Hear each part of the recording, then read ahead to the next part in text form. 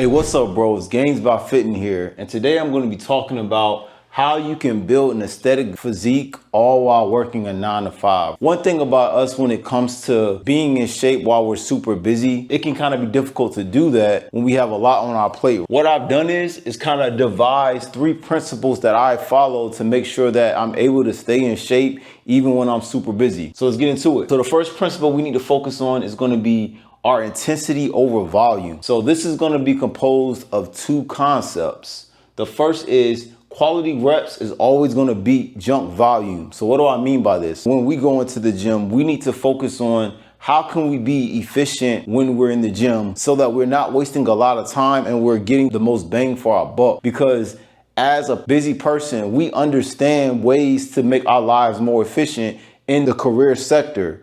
And this translates perfectly when it comes to building a physique. I need to think about how I'm going to be efficient when I'm training. I need to make sure that, for instance, if I'm working out or I'm doing a particular lift, I want to make sure that I'm putting enough tension on my muscle so that I'm efficient with the lifts and I don't have to do more repetitions that's going to take away from my time. The next thing is the time we spend in the gym. It is not necessary to spend 2 hours in the gym every day to work out. I am in the gym at most 1 hour and 15 minutes, 75 minutes. I'm not exceeding that amount of training when I go to the gym.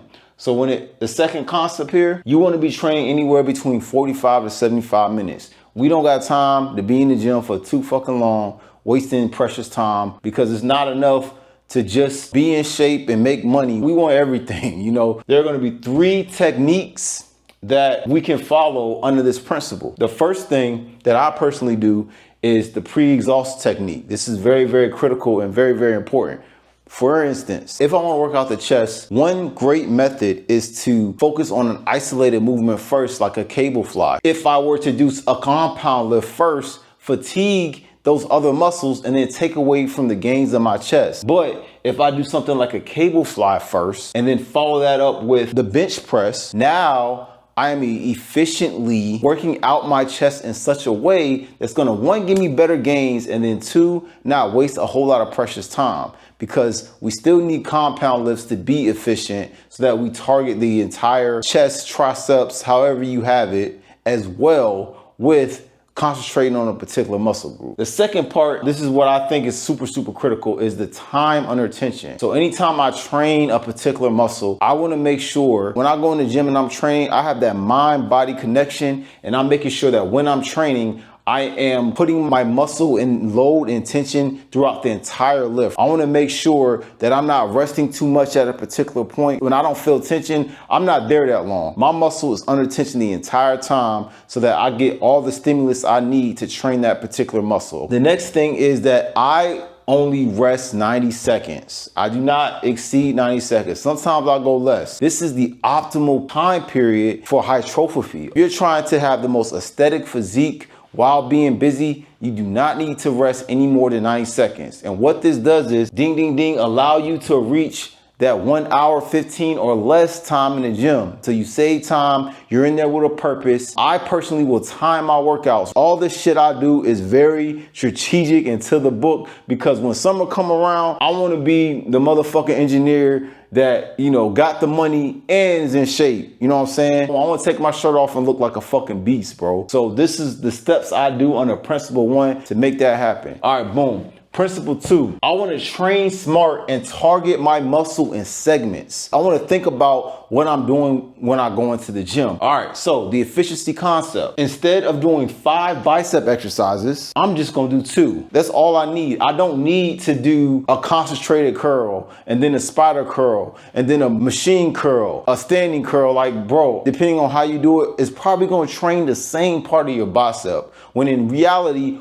all you need is 2 movements for the bicep. That's it. For instance, for those 2 movements, say I want to target the short head. Only thing I need is something like a spider curl. 8 to 12 reps is going to engage my short head bicep, the part of the bicep that gives me my nice peak, the aesthetic look. I think that's a lot of guys fuck up when they go in the gym. They don't understand what the purpose of the lift they're doing. They're doing the same movement that's gonna train the same part of the bicep, and then they waste their time and they don't get the gains they want. Make sure that you target a specific part of the body and you have it under tension. That's gonna build the muscle. If I wanna target the long head, the go-to lift to get your long head nice and brolic and get that thick bicep look are Bayesian curls behind your back. I love this lift. The way I set it up, I like to put the cables at a high position, have my arms behind me to target the long head, and then curl the weight to my sides. Doing this the entirety of the lift, my long head is in complete tension, which allows me to get those gains and not waste a whole lot of time. So those are the two lifts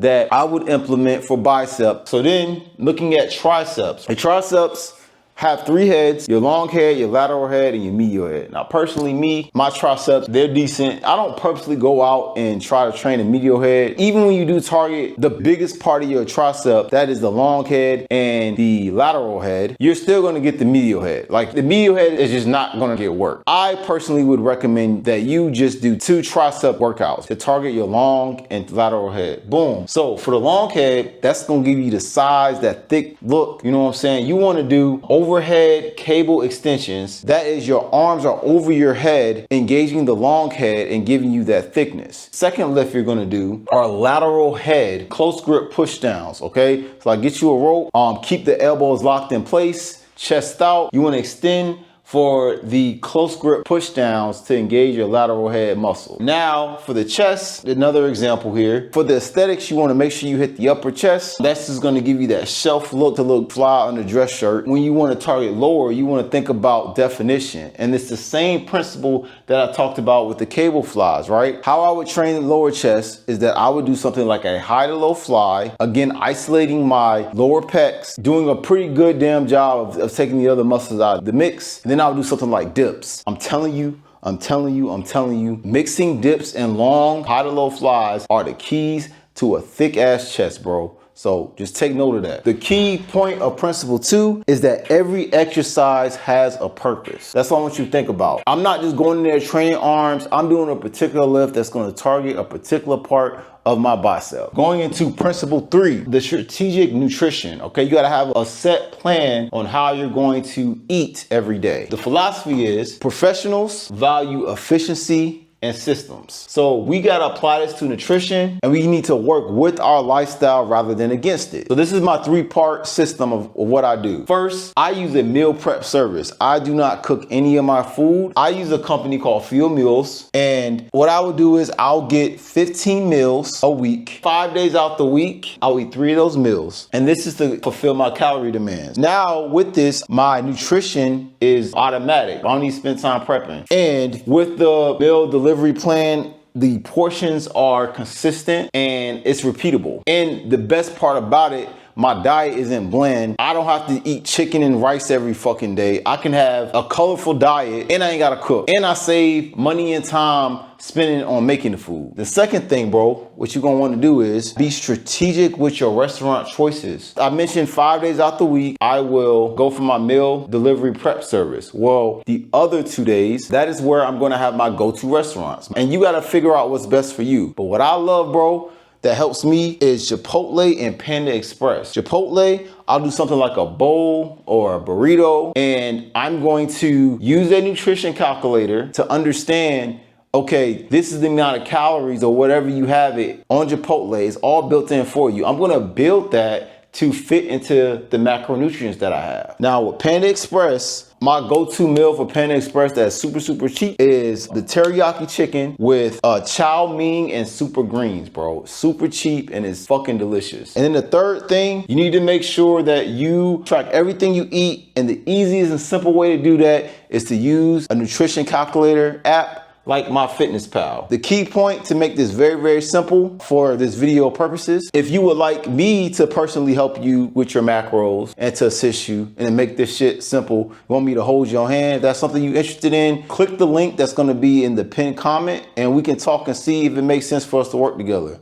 But when it comes to MyFitnessPal, the biggest key component I want you to think about, bro, is that you want to have 1 gram of protein per pound of body weight, just to make it a little bit simple. That's the ideal you want to go by. And you want to make sure that you are going off the calories that you burn per day. You want to understand what's known as your TDEE, your total daily energy expenditure. All right, but that's for another video. And then with the MyFitnessPal, what makes it great is that you can use a barcode to scan a particular food. Because along with your diet, you might have something like maybe you want to scan the barcode on a bagel or a protein bar. You can just literally scan it and it pops up into the app. To sum up principle 3, you want to aim for 80-20 rule. 80% of the time you're going to follow structure, and 20% of the time you're going to cut loose. For instance, it's been a whole month. I've been eating healthy. You know, my body looks great. Today, I'm going to have me 2 Philly steak cheese with